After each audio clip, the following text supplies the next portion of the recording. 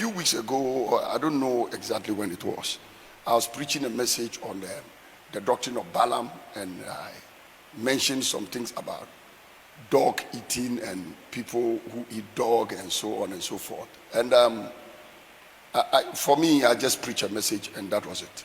I went home to sleep. But yesterday, my attention was drawn to the fact that some people are really offended by the statements I made. And I looked at the tape myself. And truly, the words were quite offensive. It was like taking a grenade or a bomb to go and kill something. Later on, looking at it, I could have said whatever I wanted to say without using those strong words. And I know there are some of you in the church who are even sitting here, who I'm sure you patronize that product. Somebody saying, what is the product? If you don't know, then don't know. It's better you don't know the product. But there are some of you here who patronize the product, and it could offend you in a way. For any of you who is offended, I don't even want to explain it in context. I'm sorry. I didn't intend to offend anybody. I didn't intend to insult anybody. The last thing I would do is to do anything to hurt the Upper East region, Upper West, Northern region of Ghana. I've lived all my life for the North. There is a philosophy I have, and I tell many of my friends, I'm a Christian first. I'm a Northern man second. Sometimes even my Ghanaianness, you will have to really try hard to see I'm a Ghanaian. But to see I come from the North, I'm a Frafra man, I'm a Nabdam, and I carry it with a lot of pride and dignity, and I love my people. I came here when I was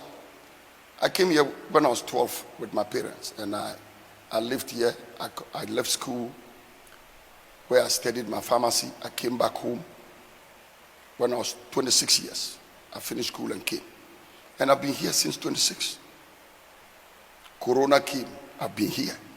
I haven't gone to even Tamale for about a year. The last thing I would like to do is to hurt the people for whose sake I have lived all my life. I have told you, I don't want Accra. I don't want to stay in Kumasi. I don't want to stay in London.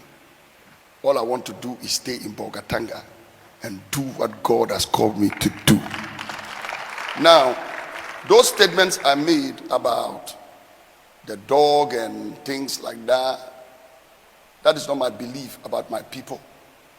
If you want me to describe my people, the people from the North, I would describe them in 3 words.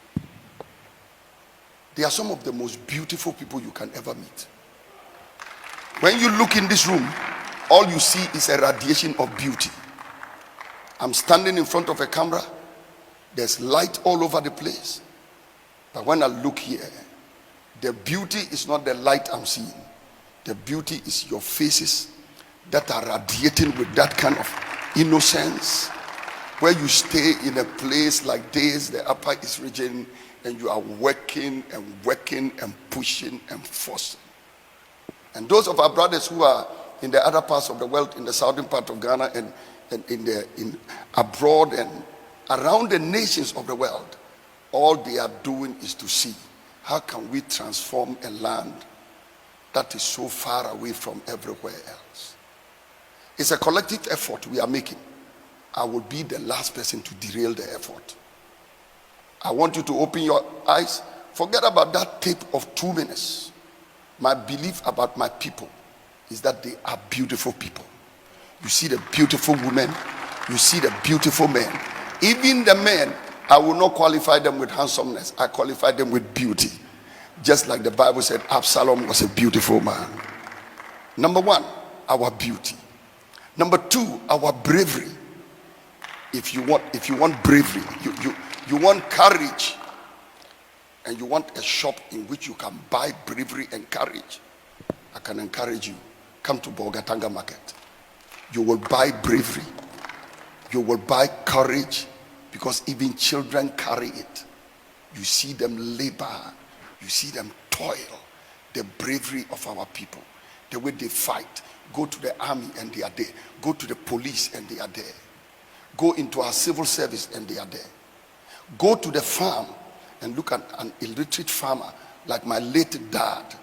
And daddy is digging the ground and moving the rocks and arranging them with the skill of an architect and using his hoe to farm a land with the skill, the dexterity of an engineer.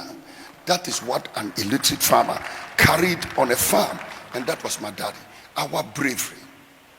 These are the people who would die for a cause. And it is for the same reason I do my ministry. And when you look at me, you can see the fire in my eyes. You can see the fire in my eyes. You can almost feel my heart beat when I do the things I have to do. Of course, that kind of courage and that kind of bravery is the thing that was carried overboard in the statements I made, for which I apologize again. But those statements don't represent my people. What represents my people? The Frafres and the Bulses and the Cassinas and the Dagatis. Today I will have the chief Dagati man visiting me here today. Chairman Clement was going to be here. So I was actually waiting for him because he would know what to do with dog issues than me. But unfortunately, the chief dog campaigner is not here, so I have to do my job myself. But I love the bravery of my people. So we are talking about the beauty of the people. We are talking about the bravery of the people. And let me end by talking about the brilliance of the person from this part of the world. From this part of the world. Intelligence, bravery, beauty, but staying on the brilliance. Our people are brilliant. They are sharp.